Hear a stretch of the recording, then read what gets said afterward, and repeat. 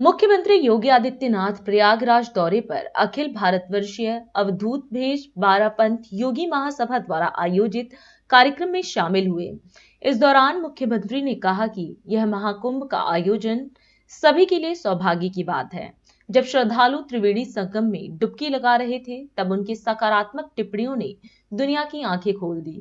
उन्होंने प्रधानमंत्री नरेंद्र मोदी के बयान को उद्धृत करते हुए कहा कि यह सदी भारत की सदी है और विश्वास जताया कि भारत तभी विकास की बुलंदियों को छुएगा जब हर प्रतिनिधि अपनी जिम्मेदारी पूरी ईमानदारी से निभाएगा। ये हम सबका सौभाग्य है कि इस महाकुंभ के आयोजन के साथ हमें साक्षी बनने का अवसर प्राप्त हो रहा है। मैं भी कुछ देर पहले यहाँ पर यही बात कह रहा था, जब पूज्य अखाड़ों से आए हुए स्वामी बलराम भारती जी महाराज, स्वामी श्री शंकरानंद सरस्वती जी महाराज, स्वामी श्री सत्यगिरी जी महाराज, स्वामी श्री मुरलीदास जी महाराज, स्वामी श्री राजेंद्र दास जी महाराज, स्वामी श्री दुर्गादास जी महाराज, स्वामी श्री जगतार मुनि जी महाराज, स्वामी श्री देवेंद्र गिरी जी महाराज और स्वामी श्री जितेंद्र नाथ जी महाराज, स्वामी सुदर्शनाचार्य जी महाराज, इन सभी पूज्य संतों के सानिध्य में मैं मंच पे श्री सतवा बाबा, जगत गुरु सतवा बाबा काशी से पधारे संत महामंडलेश्वर संतोष दास जी महाराज और इन सभी पूज्य संतों के सानिध्य में मैं मंच पे यही बात कर रहा था।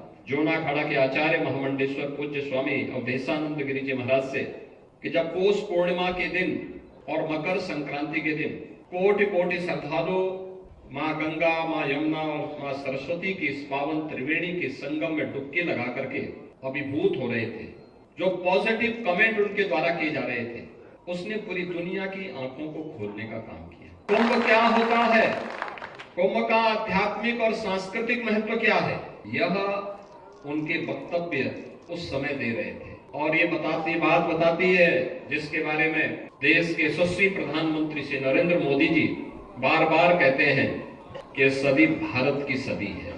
भारत की सदी का मतलब हर एक क्षेत्र में भारत को विकास की उन बुलंदियों को छूना है, लेकिन हर एक क्षेत्र में कोई देश उन बुलंदियों को छुएगा तब जब उस क्षेत्र से जुड़े हुए प्रतिनिधि अपने दायित्वों का ईमानदारी पूर्वक निर्वहन करें। जो राजनीतिक क्षेत्र में है वो राजनीतिक क्षेत्र में अपना कार्य कर रहे हैं। सेना सीमा पर देश की रक्षा का काम कर रही है। जीवन के प्रत्येक क्षेत्र में हर एक तबका अपना अपना कार्य कर रहा है।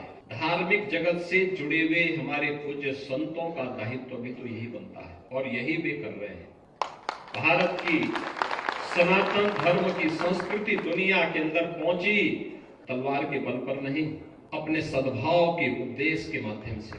दक्षिण पूर्व एशिया के तमाम देशों में आप जाएंगे, जहां भी सनातन धर्म पहुंचा है, भारत की सनातन संस्कृति पहुंची है, वहां पर उन्होंने अपने कार्य से, अपने व्यवहार से, वहां पर भारत के मूल्यों और आदर्शों ने वहां के समुदाय को अपनी ओर आकर्षित किया।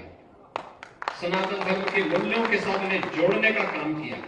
आज भी आप दुनिया के अंदर देख सकते हैं, दुनिया के तमाम ऐसे देश हैं जो अहिंदू होने के बावजूद भी जिन्होंने राम की, कृष्ण की या फिर बुद्ध की परंपरा को स्वीकार किया है और बड़े गौरव के साथ उस परंपरा के साथ जुड़ने में अपने आप को गौरवान्वित महसूस करते हैं। इंडोनेशिया में चले जाइए, उपासना विधि इस्लाम है, लेकिन कोई उनसे पूछेगा, किसी इंडोनेशिया वासी से कोई पूछेगा कि आपके पूर्वज कौन हैं, तो कहेंगे राम हमारे पूर्वज। आप कंबोडिया में चले जाइए, लाओस में चले जाइए, आप वहां पर जाकर के पूछिए, थाईलैंड में चले जाइए, पूछेंगे कौन है, तो लोग कहेंगे कि हमारे पूर्वज तो बुद्ध थे, महात्मा बुद्ध थे।